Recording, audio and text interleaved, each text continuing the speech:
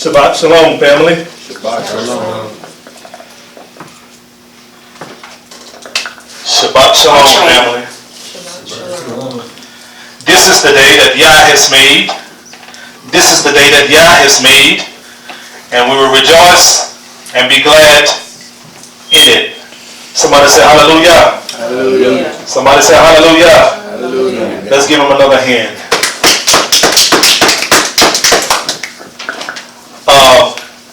We are the Lost Found Israelites Ministry right here in Fort Worth, Texas. You get feedback. It's feedback. Okay. We are the Lost Found Israelites Ministry right here in Fort Worth, Texas.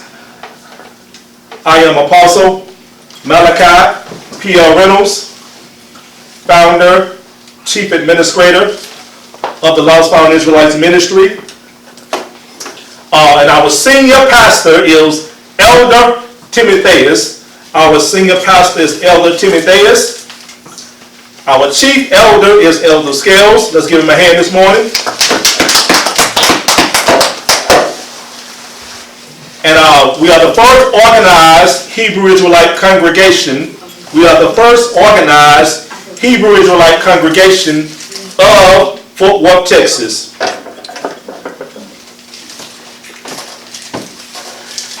And this morning, I will be your teacher this morning. I will be your teacher this morning.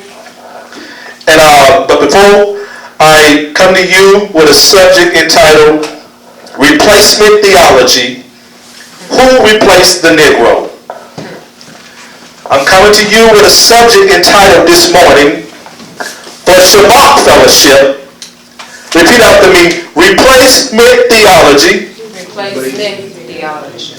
Who replaced the Negro? Who replaced the Negro? But before I begin this lesson, I'm going to ask that you will repeat after me. Yah prepare me. Yah prepare me To be a sanctuary. to be a sanctuary, Pure and holy. pure and holy, Tried and true. tried and true. And with thanksgiving, With thanksgiving, I'll be a living I'll live sanctuary. sanctuary. Yah for you. Yeah. Give my son a hand clap right there. Oh, yes. So Shabbat Shalom to all our viewers out there in YouTube land.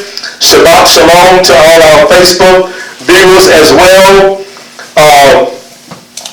We know that the weather is, that there was a little snow this morning. So there were some who were not able to make it. But we thank the Most High for those of you who have pressed your way out this morning. Give yourselves a hand clap for being here this morning. Because you know what? This life must go on. You understand? Business must go on as usual. And YAH'S said at the age of 12 that we must be about our Father's business. This morning I'm going to come to you with a subject entitled Replacement Theology. Who replaced the Negro? Now, in the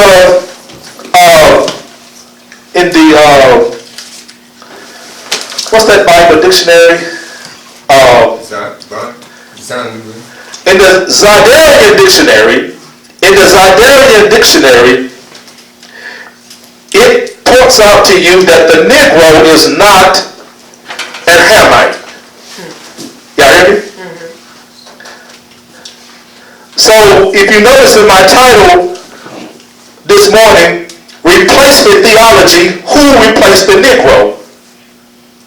And we are the Negroes of America. We are the Negroes of the world, right? So-called, okay? But, and then, so when I say who replaced the Negro, I'm implying who replaced you. And what does replacement theology mean?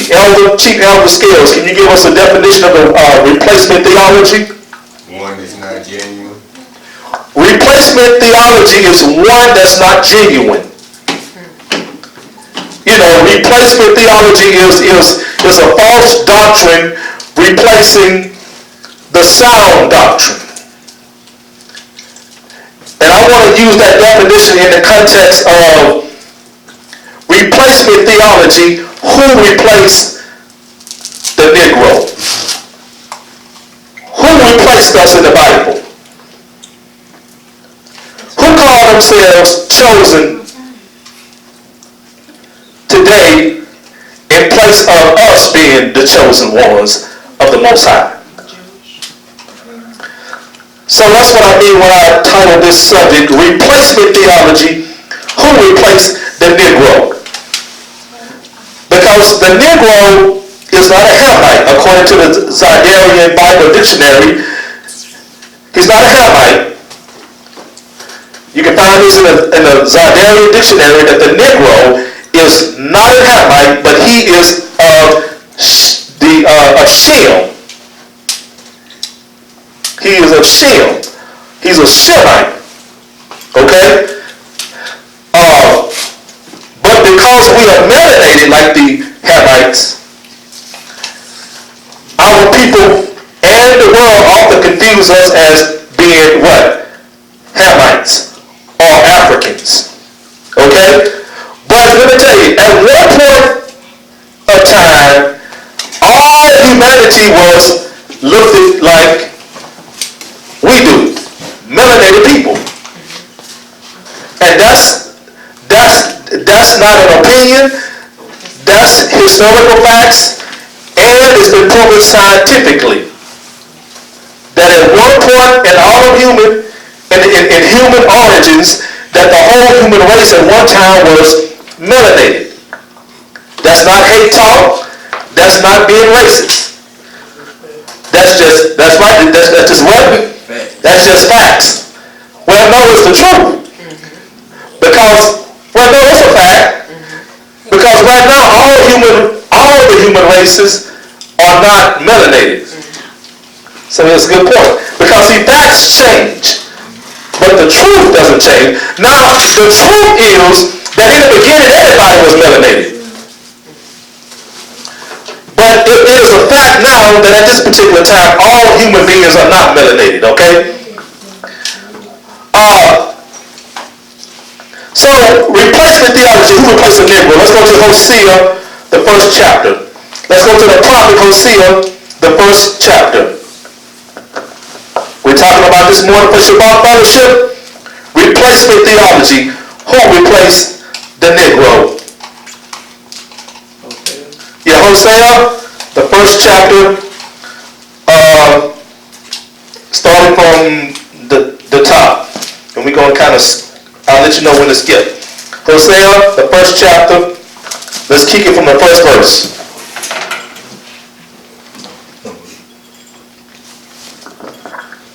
You know what I'm saying?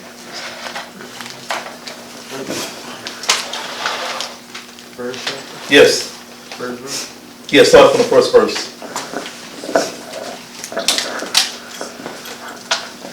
The world of The word of Adonai. the word of Adonai, The word of Adonai. the word of Adonai that came unto Hosea the son of Beri in the days of Uzziah, Jotham, Ahaz, and Hezekiah, kings of Judah, and in the days of Jeroboam, the son of Joash, king of Israel, the beginning of the word of Adonai by Hosea in and Adonai said to Hosea, Go take unto thee a wife of whoredoms and children of whoredoms, for the land had committed great whoredom, departing from Adonai. So he went and took Gomer, the daughter of Dablam, which conceived and bare him a son.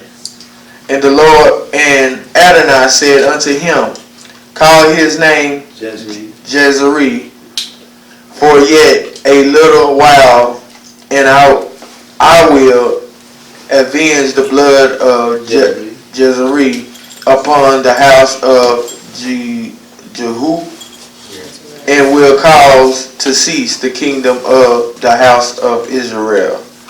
And it shall come to pass at the day that I will break the bow of Israel in the valley of Jezreel. And she conceived again and bare a daughter, and Yahushua said unto him, call her name La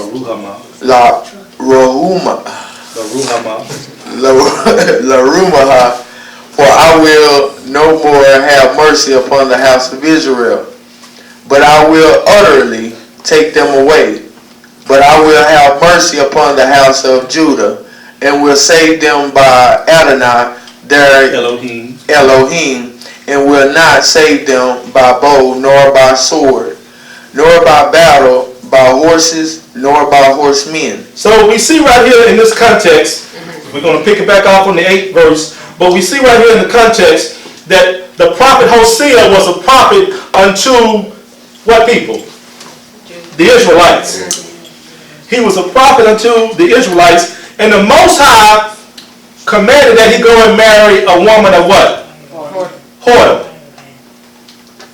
Okay? And in him marrying a woman of whoredom, you understand, the Most High was about to illustrate, or is illustrating something in his marriage to a woman of whoredom. You understand? He's illustrating, you understand, about how, like in a marriage, a woman that's of whoredom is an unfaithful what? Wife. Unfaithful wife or unfaithful woman, right? Well, he's saying that in the prophet marrying a woman of whoredom, he's giving an illustration of how the Most High married who? Our Israelites, our forefathers. And how the Most High has remained faithful, and how the Israelites has been practicing whoredom by worshiping other what? Other gods. Y'all see the illustration? So it's not talking about an actual woman practicing whoredom, but it is giving an illustration, you understand, about an actual woman that does those things, you understand, to a faithful man, you understand? But listen, he's telling the prophet, go and marry a woman of whoredom, because I'm about to illustrate something to you.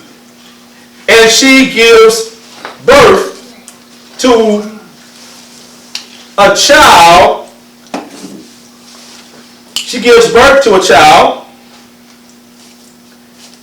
She conceived. The third verse says, so he went to Gomer, the daughter of Dablan, which conceived and bare him a son. And the Most High said unto him, call his name Jezreel, for yet a little while, and I will avenge the blood of Jezreel upon the house of Jehu. Jehu was a king of the northern kingdom called Israel, okay? And the southern kingdom was called Judah. And he says, I will call to cease the kingdom of the house of Israel.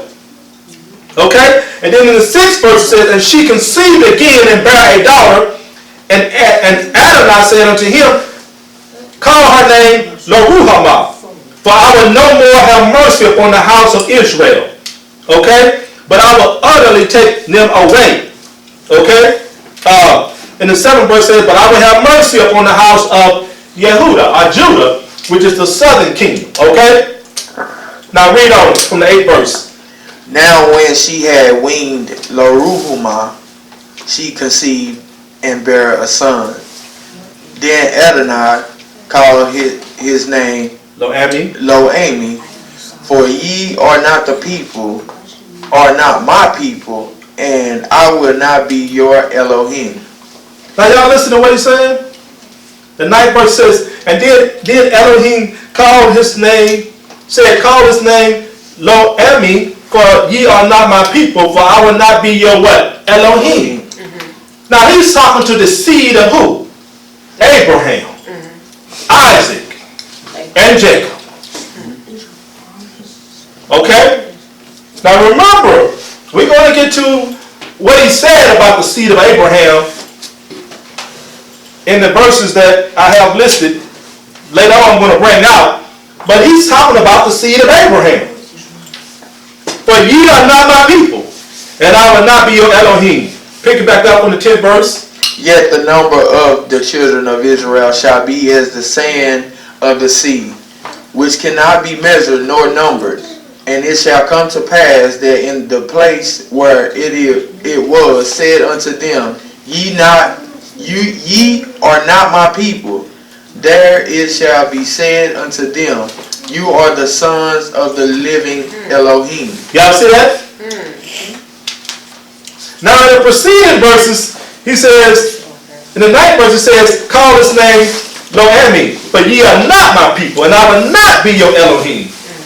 Now we see in the 10th verse, he's saying, in the last portion of this verse, he's saying, and it shall come to pass that in the place where it was said unto them, ye are not my people, there it shall be said unto them, ye are the sons of the living Elohim.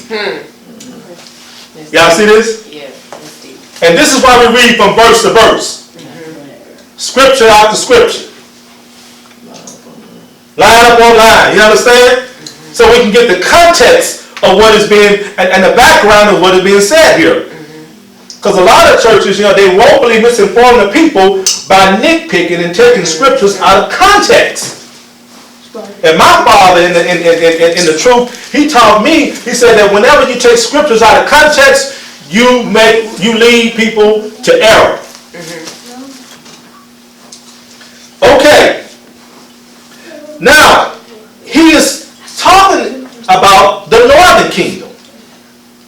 The northern kingdom is called the kingdom of Israel. The southern kingdom is called the kingdom of Judah. But he's talking about the kingdom of Israel, where it would once be said, ye are not my people. But there's going to come a time when he's going to bring them people back to him and say, but where it was once said, you are not my people, you are my people. You understand? Let's pick it up on the 11th verse. Then shall the children of Judah and the children of Israel be gathered together, and appoint themselves one head, and they shall come up out of the land, for great shall be the day of Jezreel. Y'all see that? Because let's remember that during the days of Jeroboam, the son of Solomon, the kingdom split. And y'all, on your own spare time, you can go and look that up, why the kingdom split. Meaning, like 2 tribes and a half made up the southern kingdom called the kingdom of Judah. Judah, Benjamin, and some Levites.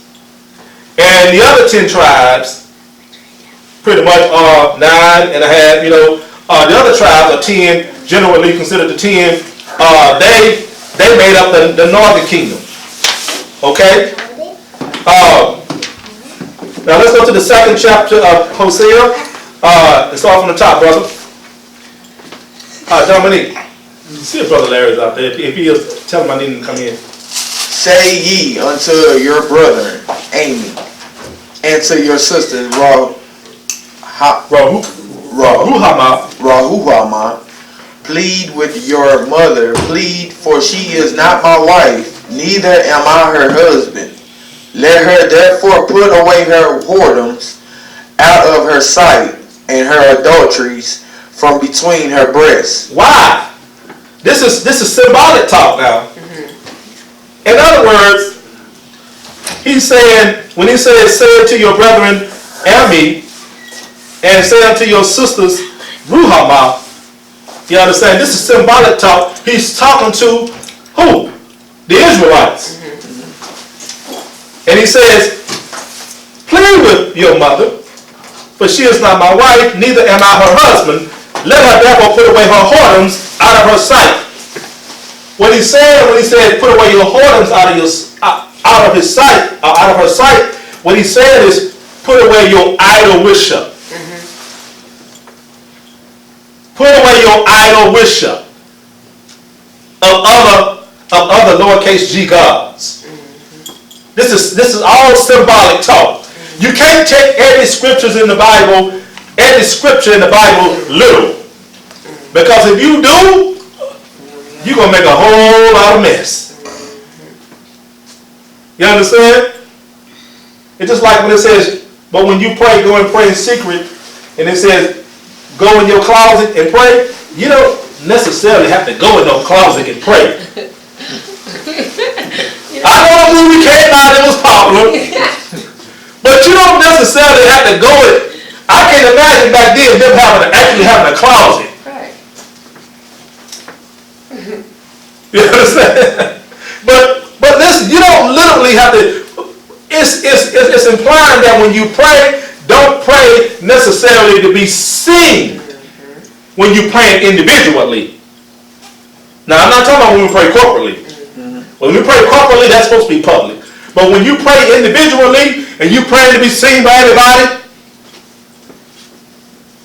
you're doing it for attention from people, not for attention from the Most High. But when you pray like in your bathroom by yourself, or in the shower, or just in the car, or in the garage, or it don't necessarily have to be no closet. You know what I'm saying? So we can't take everything in the scriptures as literal. You understand? Because if you do, you're gonna mislead a lot of people, and you're gonna make a whole bunch of mess. Brother Larry out there? Yeah, he out there. Tell him I need him in here, if you don't mind. He said he out right there. So where do we stop at, brother? Verse 3. Lest I strip her naked and set her as in the day that she was born, and make her as a wilderness, and set her like a dry land, and slay her with thirst. With thirst. So he's saying that if you don't put away your heart, or put away your idol worship, you understand? This is symbolic talk. I'm going to strip you naked. I'm going to, set her as in the day that she was born, and make her a wilderness, and set her like a dry land. You understand? Make her as a wilderness where nobody is inhabiting the land. A dry land where there's no crops growing. You understand? Not fruitful, unproductive. And read the 4th verse, brother. And I will not have mercy upon her children, for they be the children of whoredom. They be the children of whoredom. I will not have mercy upon anything that results from your idol worship. Meaning I won't bless anything that results from your idol worship. And that's saying something. There's a rhema message in that.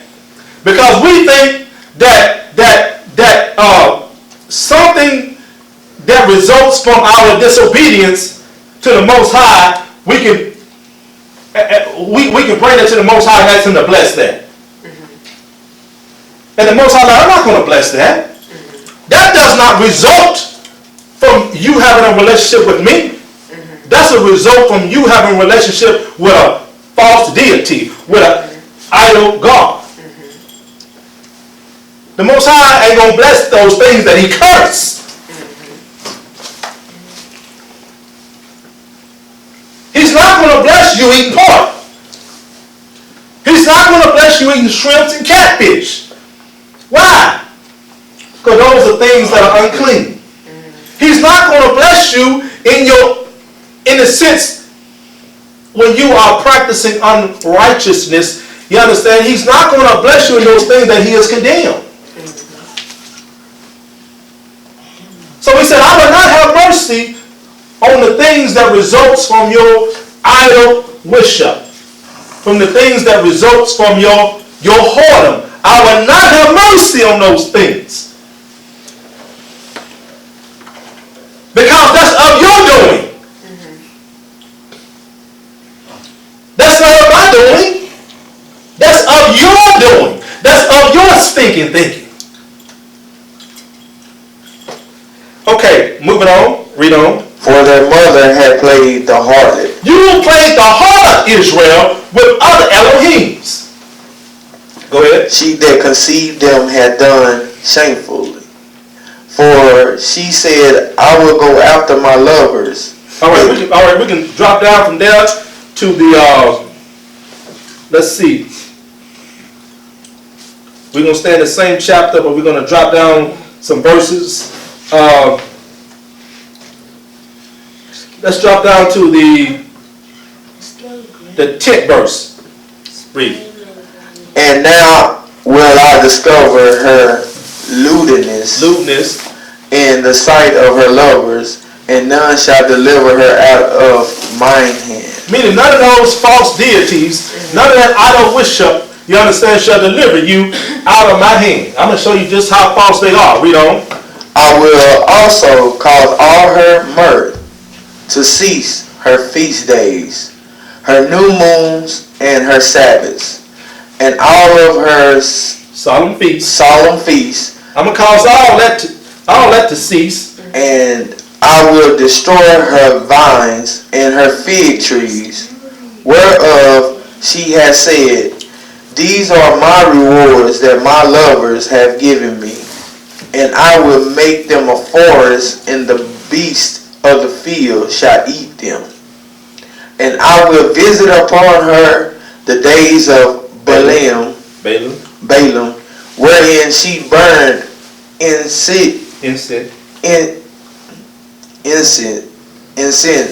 to them, and she decked herself with her earrings and her jewels.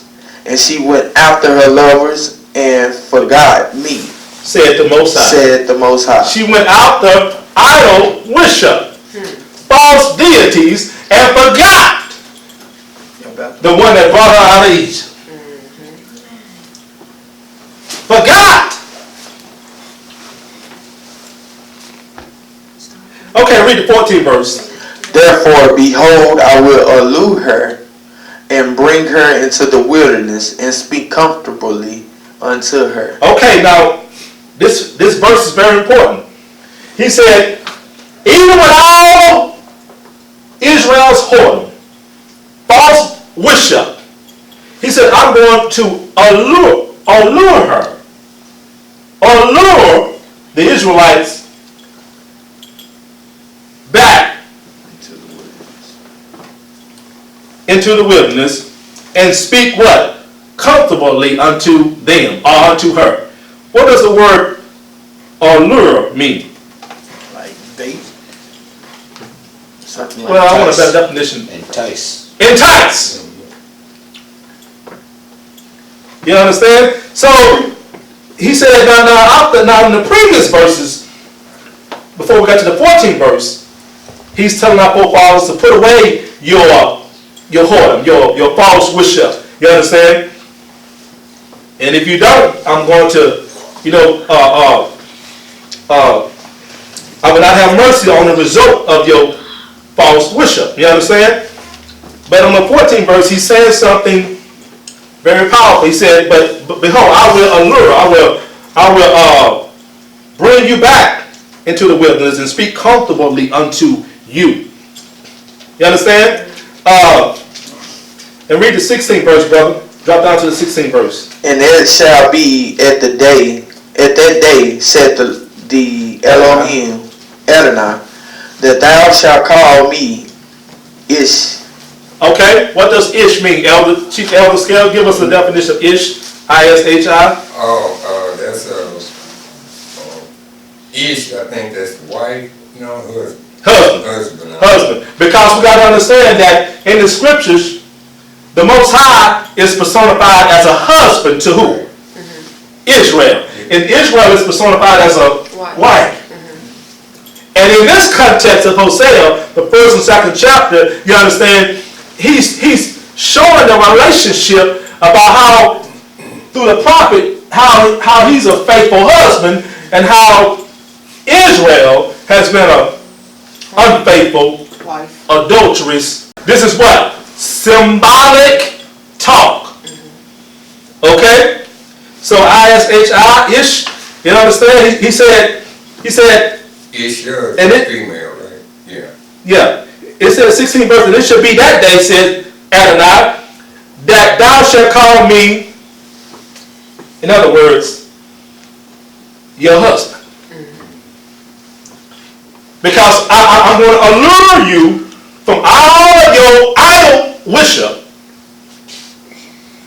I'm going to allure you from all that stuff. I'm going to entice you back to me. You understand? I'm going to entice you from your American mentality, so-called black man, so-called Negro of America. I'm going to entice you from eating pork, shrimp, and catfish. I'm going to entice the men of Israel from dressing like a woman. I'm going to entice the daughters of Zion from dressing like a man. I'm going to entice my people from keeping the tradition of Sunday over the truth of keeping the Shabbat. Y'all get that? And he says, in that day, said the Most High, thou shalt call me your husband. Okay, read 17 verse. For I will take away the names of Balaam out of her mouth, and they shall no more be remembered by their name. That false deity name. Okay, read on. And it that day will I make a covenant Covenant. for them with the beasts of the field, and with the fowls of heaven, and with the creeping things of the ground.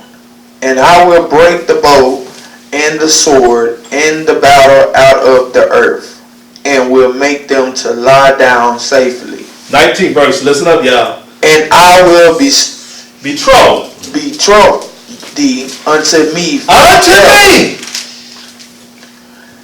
forever. Ye, I will be Forever. thee What does forever mean? Lifetime. Infinity. That's right. Well, infinity. But forever, eternity. No ending. He said, I will betroth thee, meaning I will marry thee back unto me for eternity. Even though you would fail and backslide into your idol worship. Read on. unto me in righteousness and in judgment. Now I'm going to betroth you back unto me in righteousness and in judgment. Okay? And in loving kindness. Meaning I'm going to, when I bring you back to me, I'm bringing you back to me to keep in Torah. Okay? And in mercies. Not so you can do what you want to do. When he brought them out of Egypt, he gave them what? Torah. In other words, Stanford, he didn't get them out of Egypt and said, now you can go do what you want to do. We think, Dominique, that the Most High deliver us out of our captivity so we can be free to do what we want to do. The Most High said, oh no, it don't work like that. I put too much investment in you. But he said, I will betroth thee in righteousness and in judgment and in loving kindness and in mercies. 20th verse. I will even betroth thee unto me in faithfulness, and thou shalt know thy Elohim, and it shall come to pass in the day I will hear said Elohim, I will hear the heavens, and they shall hear the earth, and the earth shall hear the corn. Okay, now drop down to the 23rd verse. And I will sow her unto me in the earth, and I will have mercy upon her that had not obtained mercy. And I will say to them which were not my people, Thou art my people. And they shall say, Thou art my what? God. Elohim. Elohim. He said, he said that last verse, the 23rd verse, he said, and I will say to them which were not my people. Remember, he said that, right? In the previous verses. That thou art my people, and they shall say, thou art my Elohim. Now listen, we're going to break this thing down. Because, let's go to Romans the 11th chapter. Romans the 11th chapter. See, lost found Israelites, we make scholars. Okay? Romans 11. Yes, Romans the 11th chapter. Yeah, I'll tell you when to read. Everybody go to Romans 11th chapter. Lost found Israelites, we make scholars. Okay? That means everybody that come in here and sit for a while, you should leave out of here being able to teach nations. Y'all hear me? Y'all should all come up out of here a Bible scholar. You understand? Now listen. Replacement theology says that when the Most High cast away the northern kingdom by allowing the Syrians the rod of his anger to take the northern kingdom, Israel, into captivity, replacement theology says that when the Most High called them, thou shalt not be my people anymore, replacement theology says that the Gentiles take the place of the northern kingdom, the Israelites. Y'all see that? But if you keep it in context, them same people that he said, thou art not my people, he later on said in the other verses that, and in the place where it says, thou art not my people, thou shalt be called what? My people. But see, replacement theology like to say that, well, the Israelites are no longer the chosen people of the Most High. The church is. The church is. Romans the 11th chapter, the 1st through the 5th verse. I say then, had Yahushua cast away his people. Read it again. I say then, had Yahushua cast away his people. Read it again. I say then, had Yahushua cast away his people. Had he cast away, now when he said had he cast away his people, he's talking about the Israelites. So, when Hosea said that thou shalt say unto them, they are not my people, the northern kingdom. You understand? We can ask the question, well, since it said, well, thou shalt say unto them, thou art not my people, and the prophet Hosea, and then Paul is asking the question. Read that verse again. I say then, had Yahushua cast away his people. Did Yahushua, did the Most High cast away his people? Read on. Yahushua forbid, for I also am an Israelite. Of the seed of Abraham. Of the tribe of Benjamin. Yahushua had not cast away his people. Y'all see that? Y'all see that? When he allowed the Syrians to come and overtake the northern kingdom of Israel, one looking at carnal eyes and misunderstanding the scriptures will say, well, the Most High cast them away because he threw them out the land. One would say, well, the Most High has cast them away because they have been scattered to all the four corners of the earth. The Most High didn't allow our forefathers to be scattered in the four corners of the earth. You understand? For us to be cast away from him, but for us to be corrected and to know the difference between serving him and serving idols and serving paganism. Y'all see that? So Paul is saying, has the Most High cast away his people? He says, Yah forbid. In other words, excuse my French, hell no.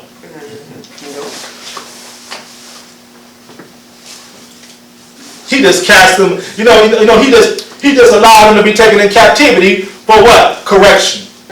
That they may know the difference between living a set apart, holy life and living paganism. What verse did you stop on, brother? Read on. The Most High had not cast away his people, which he foreknew. Which he foreknew. The word foreknew means what? Before it even happened. He knew the nation of Israel before Abraham was born. Before Isaac was born. Remember, he told Abraham at a time where him and his wife was at an old age and they hadn't had no child. He prophesied to Abraham that in your seed shall all the families of the earth be what? Blessed. Y'all see that? So he says, that's what he means when he says the second verse, and Elohim had not cast away his people, which he foreknew. He knew them before they materialized in the physical realm. Read on, brother. Would ye not what the scripture said of Elias? Elijah. Wait a minute, that's Isaiah, right? Elder. Where you saying? The second verse in Romans 11 chapter. Woe ye not what the scripture has said of Isaiah? Oh no, Elijah. Yeah, Elijah. Go ahead, brother.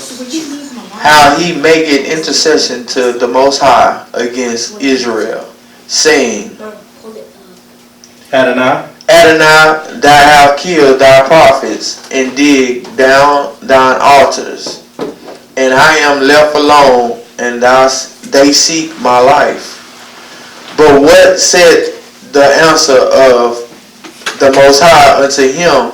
I have reserved to myself 7,000 men who have not bowed the knee to the image of Baal. Even so then, at this present time, also there is a remnant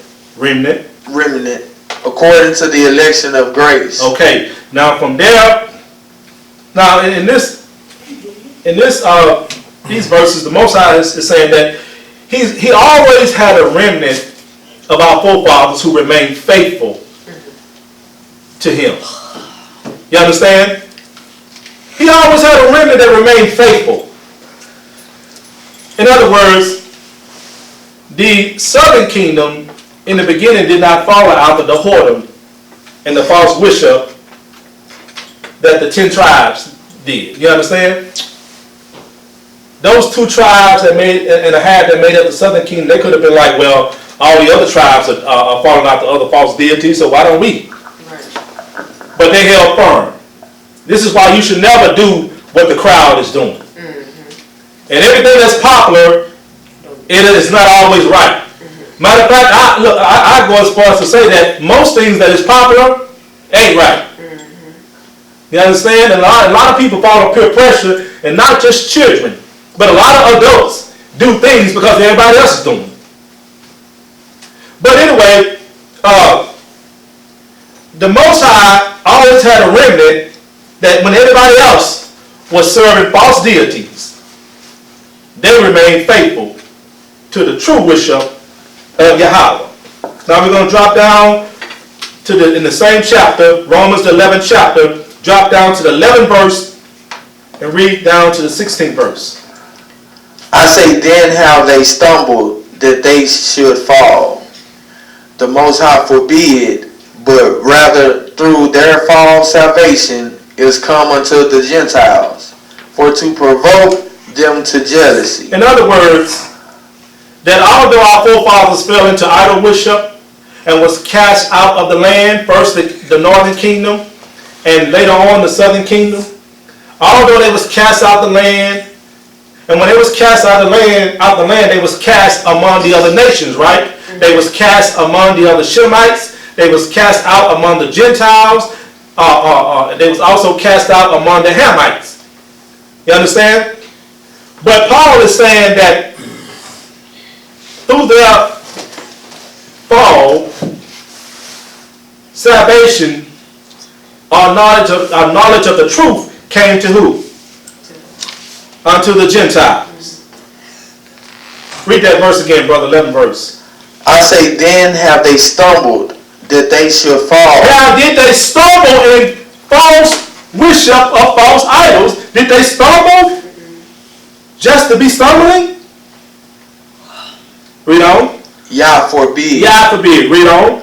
But rather, through their fall, salvation is come to the world. Because we've been scattered all over the world, right? There are more Israelites in Brazil than there is up here. We just a small percentage. We only 10%. That's right. Y'all know we got Israelites in the Philippines, Everywhere. Vietnam, China. They talk about them, they're called the hidden brother. Yes, we are hidden figures.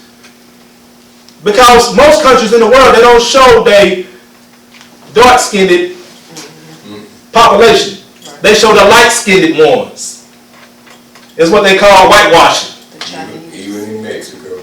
Yes. yeah. In Hawaii. But we've been scattered all through our fall, through us being scattered. You understand? We, through the predetermined plan of Yahweh, have actually brought salvation unto them by our fall. By us being cast out. That's why Paul said, he said in the Romans, the 11th chapter, he said, has the Most High cast us away? Yeah, we've been cast out of the land, but we have not been cast out of his predetermined land. The northern kingdom was, in the prophet Hosea's book, was cast out from the northern kingdom, you understand, by the Assyrians, by the Most High, you understand, but he said that a day is going to come when he's going to bring them back, right? And the house of Israel and the house of Judah shall be made one. Okay, read on, brother. 12th verse. Now if the fall of them be the riches of the world, and the diminishing of them the riches of the Gentiles, how much more their fullness? Through my fall, through our fall, through our enslavement, wherever we have been cast out to, we have built somebody else's empire.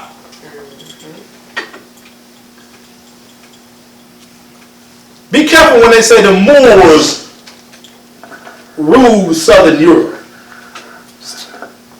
Many of the Moors was Israelites. Moor simply means black. Let me give you an example. We was enslaved in the Western Hemisphere, and we were the ones who built the Spanish Empire, the English Empire, the French Empire. We built all these kingdoms to their benefit. A black man, Israelite, Benjamin Baker, am I correct? He built DC. That Benjamin Baker, if I'm not mistaken. If I'm not mistaken, I do know that there was a black man, it was an Israelite, that built Washington, D.C. To whose benefit? To the Gentiles' benefit, right?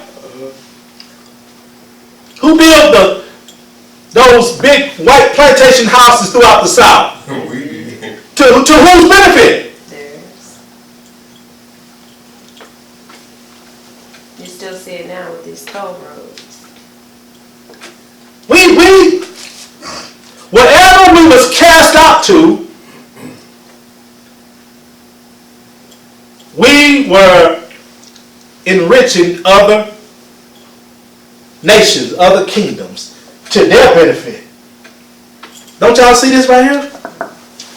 Now the 12th verse. Now if the fall of them be the riches of the what?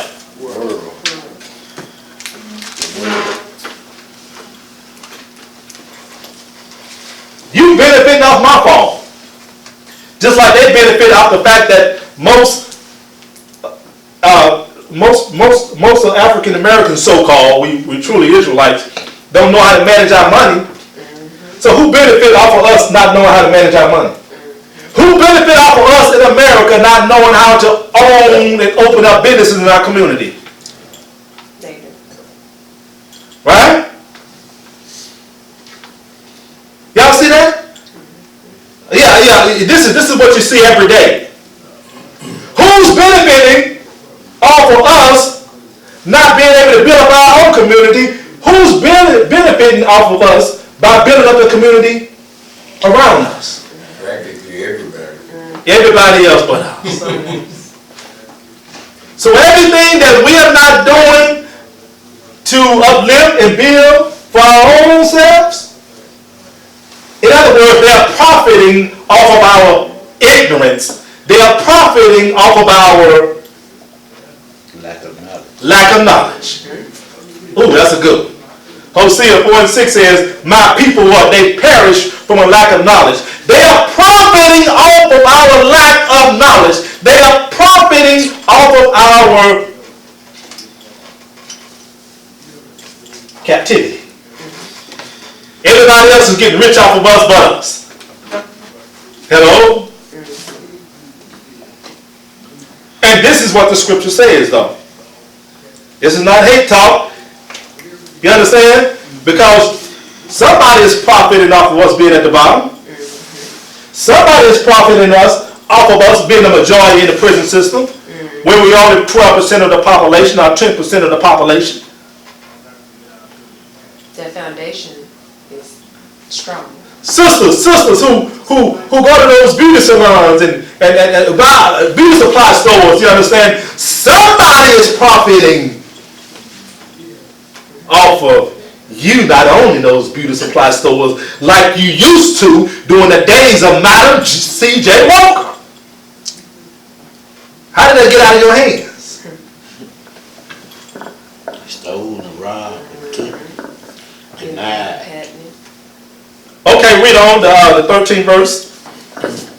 For I speak to you Gentiles, and as much as I am the apostle of the Gentiles, I magnify my office. So Paul is saying, look here, the reason why you have an opportunity to be saved is because my people were scattered among you. But don't boast now. Don't think that you're better than me. And don't think that because salvation has come to you that you replace my position as an Israelite before Yah. Because the Israelites was chosen to be the nation above all the other nations. So Paul is saying, now look here, don't think that just because salvation has come to you and that we have fallen because of our idol worship, you understand, and that now you have been brought into true worship, you understand, as the true creator, don't think that you have come to replace us. And that's what they call replacement theology. You understand? Read on, brother. If by any means I may provoke to emulation them which are my flesh, and might save some of them. Read on. For if the casting away of them be the reconciling of the world, what shall the receiving of them be? But life from the death. So in other words, Paul is saying that if Paul is saying that, look, me as an Israelite, you understand, from the tribe of Benjamin, you understand that my people being cast away, you understand, are scattered. Our fall because of our idol worship has brought salvation to the world. You understand? What do you think shall our reconciling be? What do you think should our reconciling be?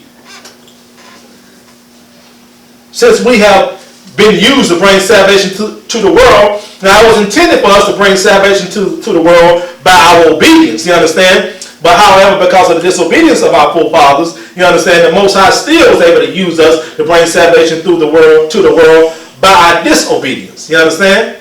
So when he asks, what do you think our reconcile would be, is he saying, and he questioned them, saying, so what do you think our reward is? Exactly. Okay. Good point. Give her a hand for that. That's right. Turn up. Because either way, we are being used by Yah. Either way.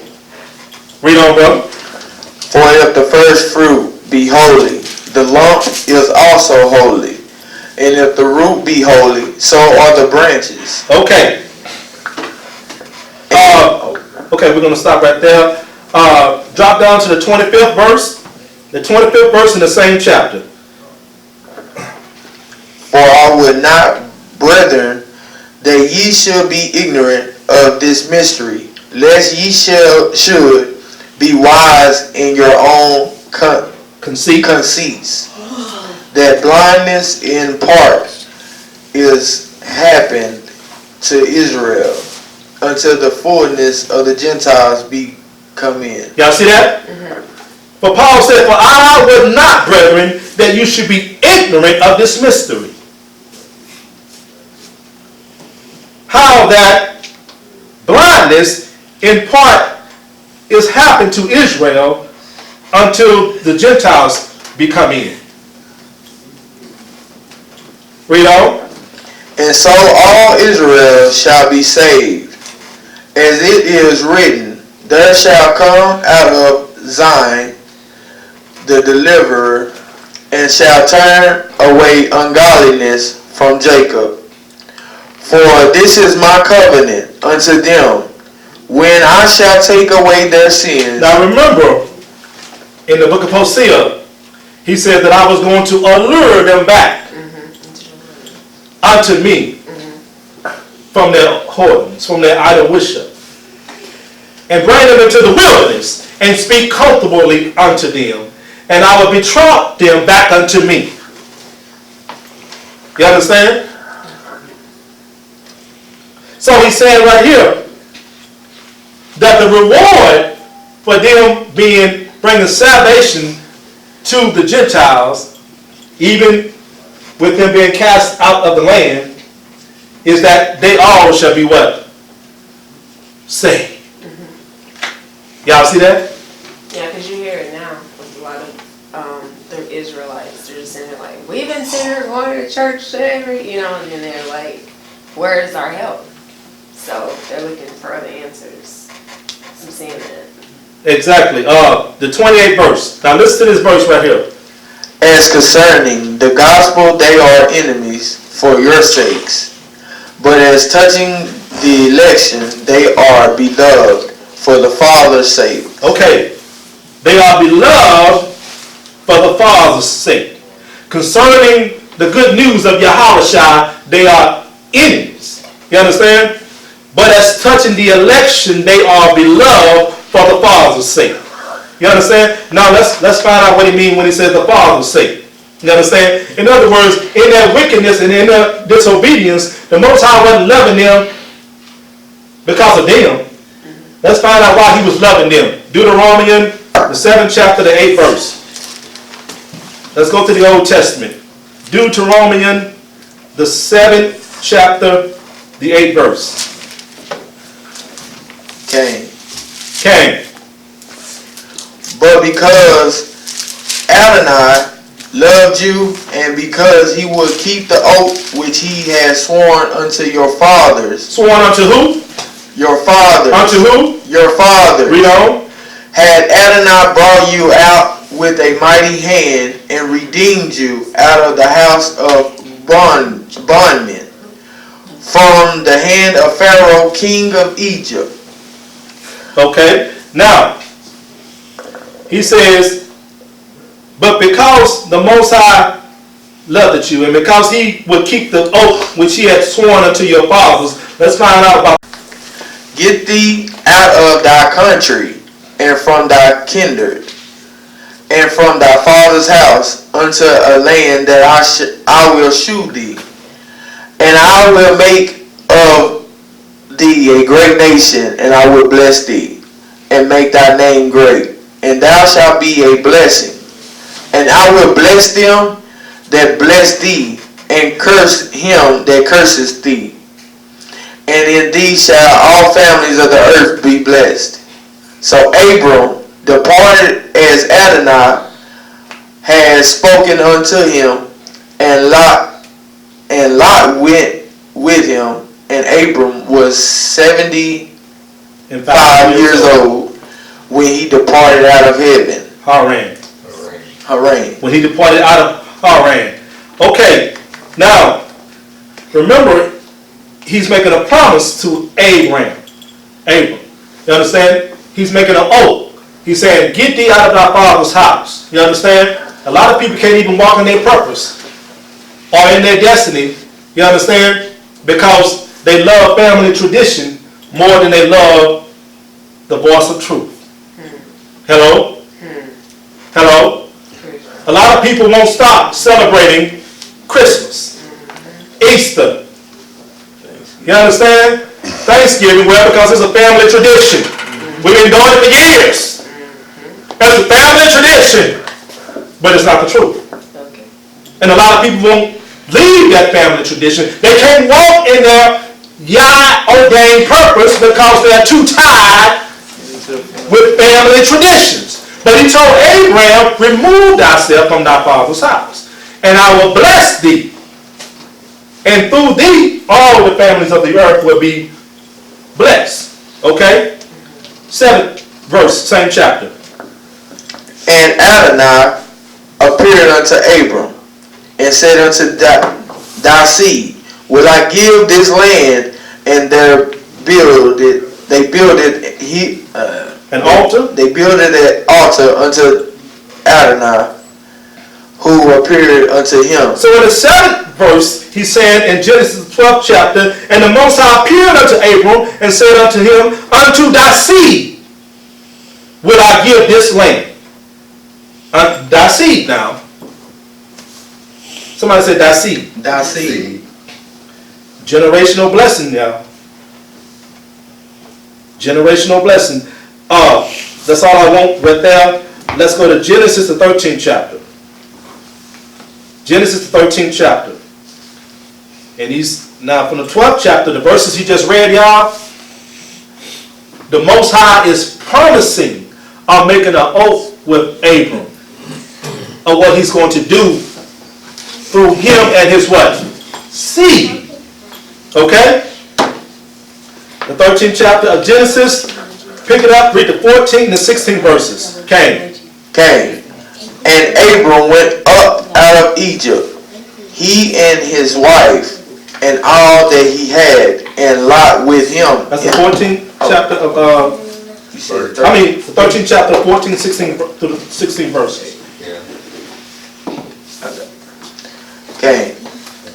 And Adonai said unto Abram, after that Lot was separated from him, lift up now thine eyes and look from the place where thou art northward and southward and eastward and westward. For all the land which thou seest, to thee will I give it, and to thy seed forever. And I will give a what to him? A promise, a covenant, an oath. Read on. For all the land which thou seest, to thee will I give it, and to thy seed forever. And I will make thy seed as the dust of the earth, so that if a man can number the dust of the earth, then shall thy seed also be numbered. Then shall thy seed also be known. Now remember what he said in Hosea, that thy seed shall be as numerous as the what? The dust. The dust, the same. Come on, y'all. Where y'all at? Okay? That's what he said, right? In Hosea. Okay, let's go from there. Genesis the 15th chapter. The first through the 4th verse. Genesis the 15th chapter, the first through the 4th verse. Okay. After these things, the word of Adonai came unto Abram in a vision, saying, Fear not, Abram, I am thy shield and thy exceeding great reward. I am thy shield and exceeding what? Great reward. Great reward. Now listen, a lot of people are always complaining about people break their promises, right?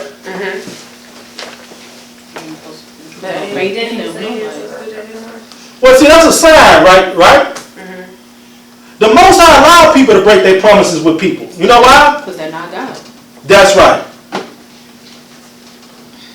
So these verses that are being brought out, if y'all can see that the Most High is making what promises, he's making covenant with Abram. To show that he is what? Faithful. Genesis 15th chapter, the first to the fourth verse. All right, you already read the first verse. Read the second verse.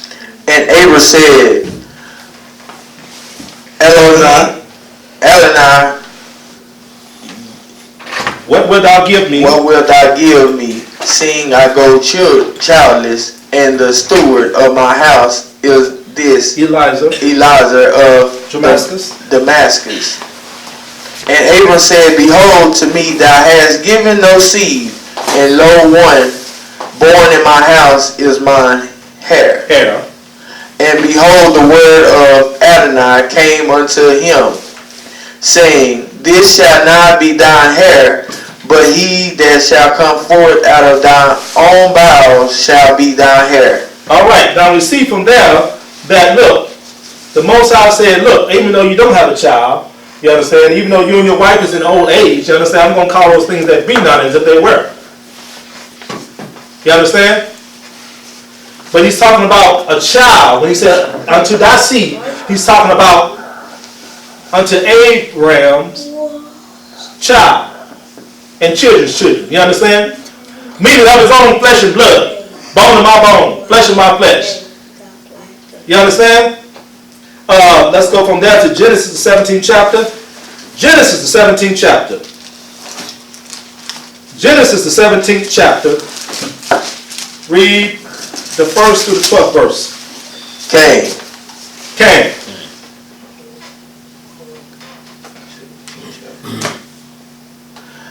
And when Abram was 90 years old, 99, the Adonai appeared to Abram and said unto him, I am the Almighty Yah. Walk before me and be thou perfect. And I will make my covenant between me and thee, and will multiply the exceedingly.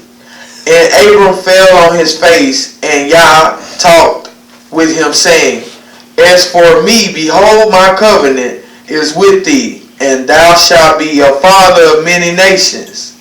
Neither shall thy name any more be called Abram, but thy name shall be Abraham. For a father of many nations have I made thee. And I will make thee exceeding fruitful, and I will make nations of thee, and kings shall come out of thee. And I will establish my covenant between me and thee, and thou seed after thee in their nations, In their generations, for an everlasting covenant, to be Elohim unto thee and to thy seed after thee. y'all see that? Y'all see that? In the 8th verse, and I will give unto thee and to thy seed after thee the land wherein thou art a stranger, all the land of Canaan, for an everlasting possession, and I will be their Elohim.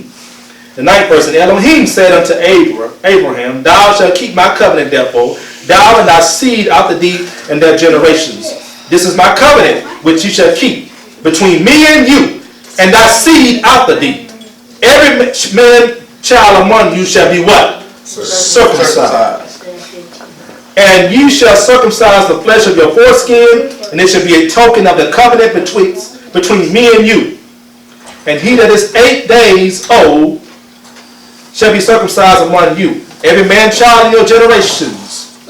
He that is born in the house or bought with money, or any stranger which is not of thy seed. Now, the point that I'm bringing out in this verse right here in these verses right here is that the Most High made a covenant with the seed, the physical seed, somebody said physical seed, Physical seed. of Abraham that will last for what? How long? Forever. Forever. Forever. Forever. That's why he can say in Hosea, where in the place where it says, thou art not my people, it shall be said, thou art my people. That's why when he would cast our people away, he will always leave room for our people to do what? To bethink themselves and to repent and to return back unto him. Y'all see that? That's how he can, and he did all this because of the Father's sake. Who is the fathers? Abraham, Isaac, and Jacob. In other words, he would always, in dealing with our forefathers, instead of wiping them out, he will always remember the covenant or the oath or the promise that he made with Abraham and his seed, instead of wiping them out. Go ahead, Elder. Like what Jeremiah 2:14 said when he asked the question, he said, is Israel a servant? He said, are we homeborn slaves? You know, because we just kept getting in trouble, and slavery here, one here, you know, just all the time. So Jeremiah just said, are we homeborn slaves? You know. But he always, but because of the Father's sake, he always had mercy upon us. Yeah. Because he made an oath. He made a promise. He made a covenant with who? Abraham. And he said, this is the covenant that let's go back to Romans, y'all. Romans, the 2nd chapter. We're about to conclude. Romans, the 2nd chapter. Romans, the 2nd chapter. We're about to conclude. Now, he said, but this shall be the covenant that every male child among you, Abraham, whether they are of your seed or of another nation, they shall be what? Circumcised. Now, does that mean physical circumcision or spiritual circumcision? We're going to get there. Oh. But in that context, in the chapter we just got the reading from, Okay. that was physical. Okay. But we're going to get there. Sorry. Okay. Romans, the 2nd chapter, the 25th through the 29th verse. Romans, the 2nd chapter, the 25th through the 29th verse. Cain. For circumcision verily profit, if thou keep the law, but if thou be a breaker of the law, thy circumcision is made uncircumcision. Therefore, if the uncircumcision keep the righteousness of the law, shall not his uncircumcision be counted for circumcision? And shall not uncircumcision, which is by nature, if it fulfill the law, judge thee who by the letter and circumcision doest transgress the law?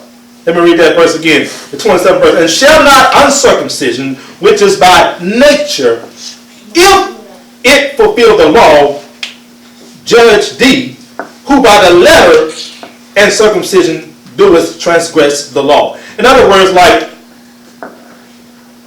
someone who's circumcised in their flesh is being judged by someone who's circumcised not in their flesh but in their heart.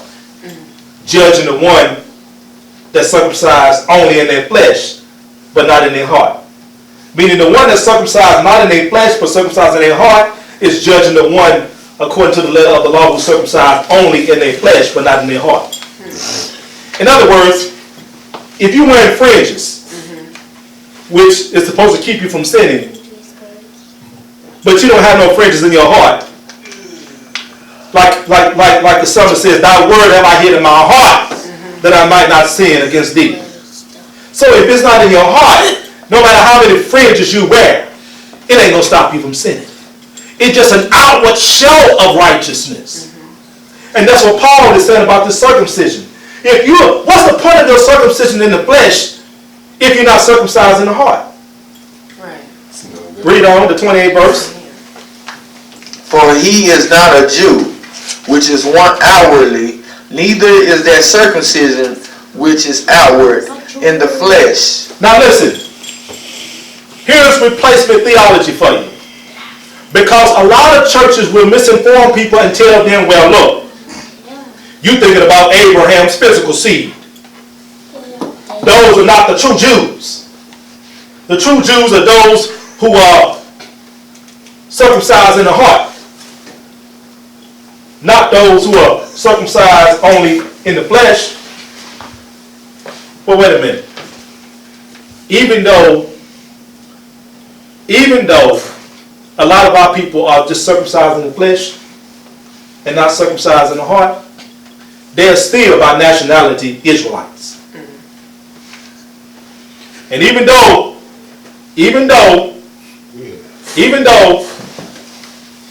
a lot of people who are circumcised in the heart, you understand, which is the true circumcision, you understand, they do not replace our people who are only circumcised in the flesh and not in the heart.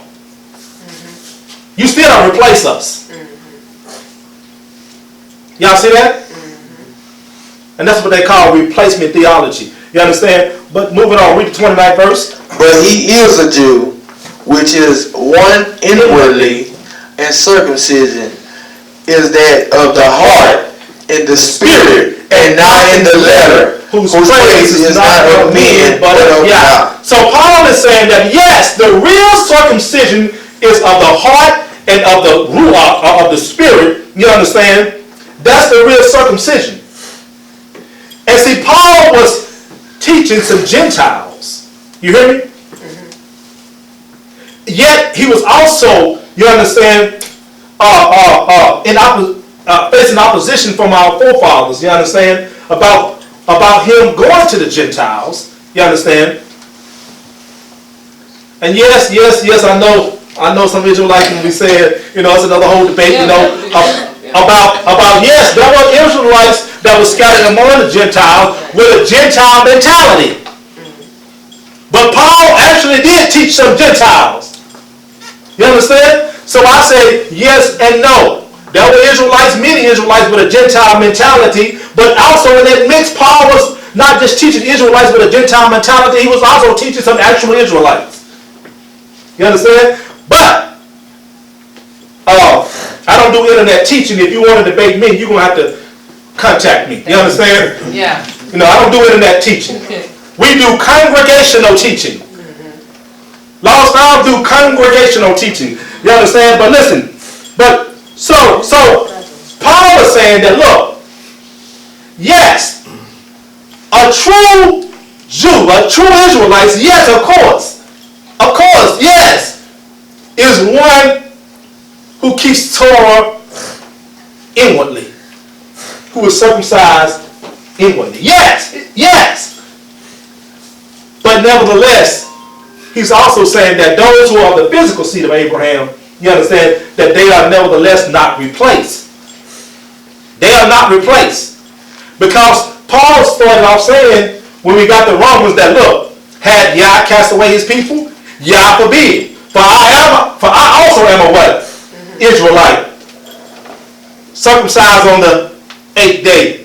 From the tribe of what? Benjamin. So Paul was circumcised not only in his flesh, but he was also circumcised in his what? And it just goes to show, to tell people, basically, we can't judge others. It goes down to judgment, right? Like, not to judge. Like, people will judge me because of the way I'm dressed. You get what I'm saying?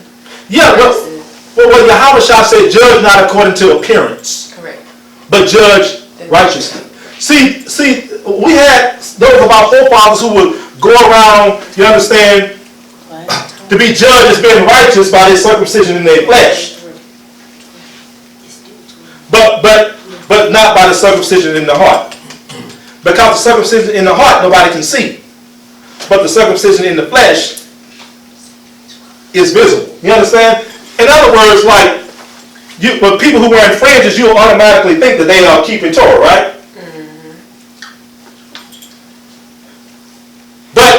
those who have fringes in their heart, you can't outwardly see that they're keeping Torah, right?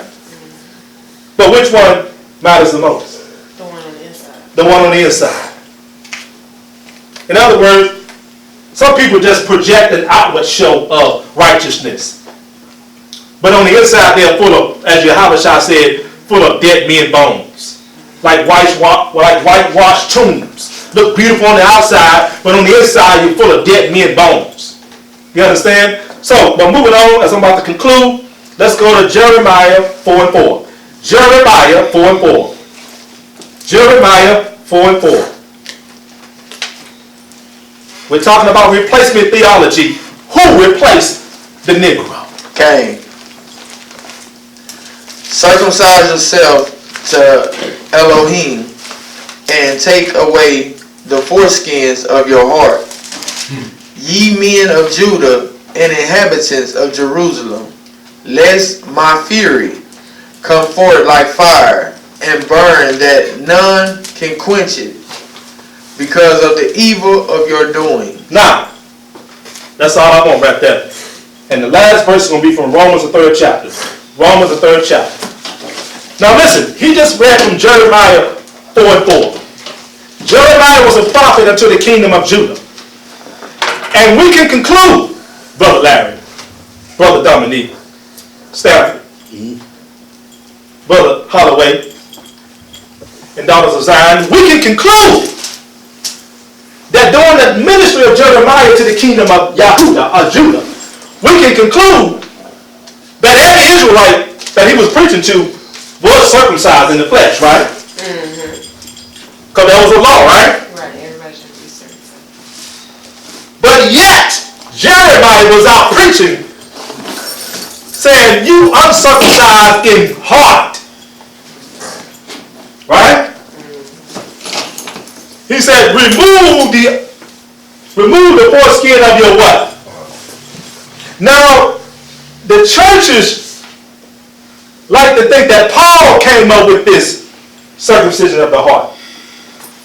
But he didn't. Paul got it from Jeremiah. Because Jeremiah was teaching about the circumcision of the heart before Paul was even born. But listen, in the New Testament, the Gentile does not replace the Negro, aka Israelite, as the elect are chosen of Yah. Because a lot of theological Bible colleges and churches along the Sunday line, they like to say that the church is the new Israel. That the church replaces, you understand, the Israelites. You understand? But in the New Testament, the Gentile does not replace the Negro or Israelite as the elect are chosen of Yah, because salvation comes unto them through the Jews. The Gospel of John 4:22 and 24. The Gospel of John, the 4th chapter, said, but salvation is of the who? Jews. Salvation is of the Jews. And the only way the Gentiles got salvation is through the Jews. Through the Israelites. By us being what? Scattered. And Hamashiach, whom the word called Christ. Now, in the New Testament, the church does not replace the Israelites. Because the church has always been the Israelites. The last verse is not Romans, the 3rd chapter, but the last verse is going to be Acts, the 7th chapter. Let's go there. Acts, the 7th chapter. This is going to be the last verse. Acts, the 7th chapter, the 36th verse. Acts, the 7th chapter, the 36th verse. Read the 36th to the 38th verse. Cain. He brought them out after that he had shewed wonders and signs in the land of Egypt, and in the Red Sea, and in the wilderness 40 years. That's why he brought them out of Egypt. Read on. This is that Moses, which said unto the children of Israel, our prophet shall the Most High raise unto you you of your brethren, like unto me, he shall ye hear. Him shall ye hear. Read on. This is he that was in the church in the wilderness with the angels which spake to him in the Mount Sinai, and with our fathers who received the lively oracles to give unto us. Now, he says in the 38th verse, this is he that was in the what? Wilderness. This is he that was in the church in the what? Wilderness. You mean that was a church back then? Yeah. Outside. I thought that a lot of Sunday churches teach today that the church was born on the day of Pentecost. But right here in Acts, the 7th chapter, the 38th verse says what? This is he that was in the church, where at? In the wilderness. The church was the Israelites. When they came out of Egypt to Mount Sinai, that's why I said in my notes, in the New Testament, the church does not replace the Israelites because the church has always been the Israelites. Y'all see that? Y'all see that? We're about to conclude. Because see, what advantage does the Israelite has? Much in every way. 3rd chapter of Romans, you ain't got to go there. 1st to the 2nd verse. What advantage do we have as Israelites? Being of the physical seed of Abraham. What advantage do we have? For unto us was committed the oracles of Yahweh, or the Torah. You understand? That's what Paul said. Paul will always say, for I am not ashamed of the good news of Yahweh, for it is the power of Yah to salvation. You understand? To the who first? Jew. To the Jew first, and then to who? The Gentiles. In other words, we the cream of the crop. And we are elect and chosen because of the Father's sake. You understand? Because of the oath that he made with Abraham. And for his seed, Yahweh, his blood. You understand? So I conclude this lesson, the replacement theology. Who replaced the negro? Give Almighty Yah a hand clap praise.